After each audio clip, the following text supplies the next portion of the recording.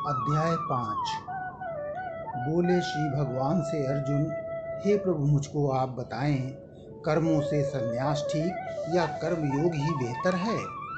इन दोनों ही मार्गों के हे प्रभु आप प्रशंसक हैं, इसलिए दया कर हे माधव, इनमें से कोई एक मार्ग जो हितकर हो वह मुझे बताएं।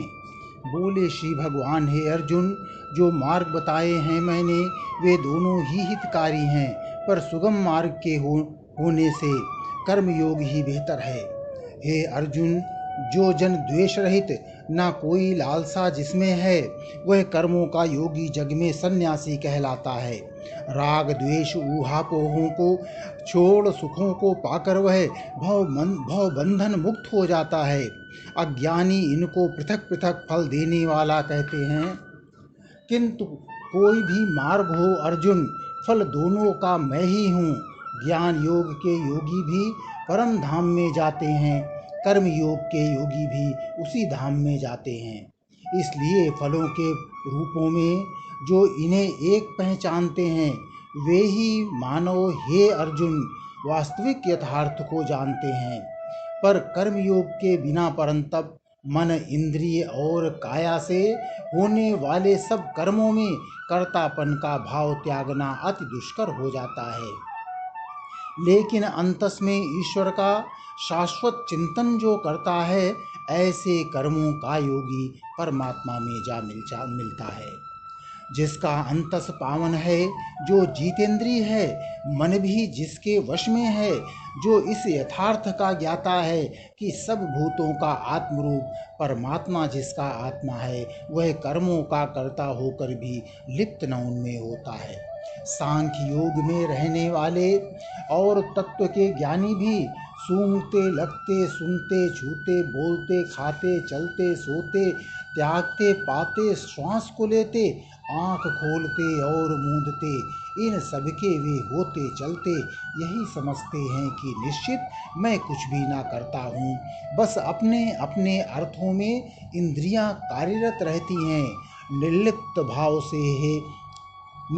भाव से ईश्वर में जो कर्म अर्पित कर देता है, वह पुरुष नीर में कमल पत्र सम पाप लिप्त न होता है।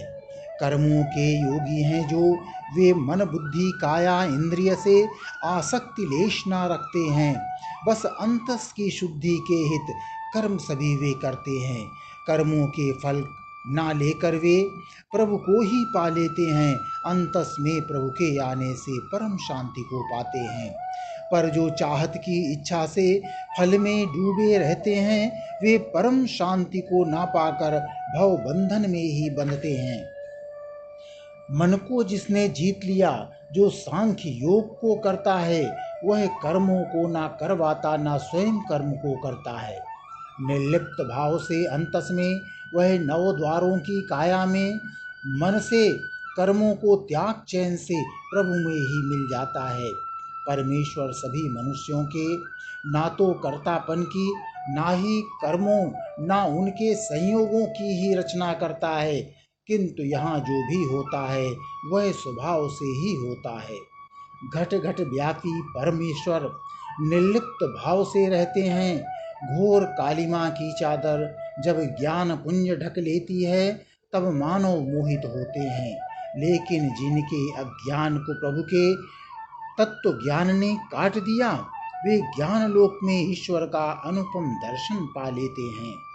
जो मन बुद्धि और काया से परमात्मा में ही रमते हैं, ऐसे ज्ञानी पाप रहित हो परम धाम जा रहते हैं। वे ज्ञानी जन ब्राह्मण में, चांडाल, गाय, गज, कुकुर में, सब में समदर्शी होते हैं।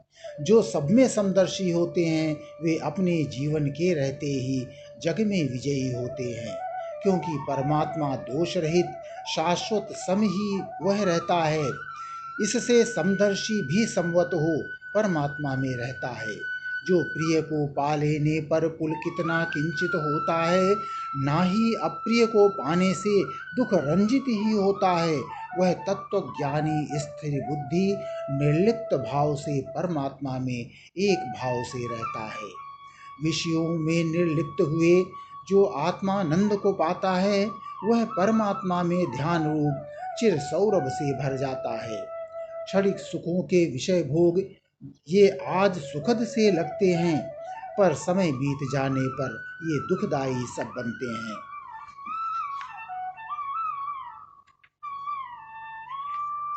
इसलिए परंतप जागरूक हो, बात सुनो। जो ज्ञानी जन होते हैं वे उनमें ना रमते हैं। इस शरीर के नाश के पहले काम क्रोध के आवेगों पर जो साधक काबू पाता है वही योगी कहलाता है। वह आत्मसुखी जग में जीते जी दिव्य ज्ञान पा जाता है। वह योगी निर्लिप्त भाव से ब्रह्मलीन हो जाता है। जिसके पाप सभी कट जाते हैं, दुविधाएं जिनकी सारी नष्ट ज्ञान से होती हैं, सभी प्राणियों के हित में जो संलग्न हमेशा रहते हैं, जो परमात्मा में ही मन से हरदम स्थित रहते हैं, ऐसे सब जन शांत भाव से विलय प्रभु में होते हैं। मन को जिसने जीत लिया है, छोड़ दिया है, मन को जिसने जीत लिया है, छोड़ दिया है काम क्रोध भी, परमात्मा को ही अंतस में जो हर पल देखा करता है, वह ज्ञानवान परमात्मा में ही जा करके फिर मिलता है। जो ब्रह्म विषय भोगों से दूर, जो बाह्य विषय भोगों से दूर दृष्ट भ्रुकुटी के मध्य में करके नासा मध्य विचरने वाली प्राण अपान वायु सम करके मन इंद्रिय बुद्धि पर भी जो विजय प्राप्त कर लेता है, इच्छा भय और क्रोध से भी जो मुक्ति पा लेता है, ऐसा मोक्ष परायण मानो मोक्ष प्राप्त कर लेता है। जो मुझ में भक्ति रखते हैं वे सभी तपों और यज्ञों का मुझको ही भोक्ता मानते हैं, सारे लोगों में मुझको ही एक महेश्वर मानते हैं।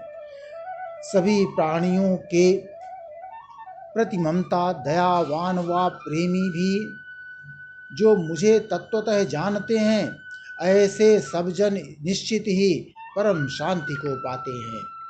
5वां अध्याय समाप्त।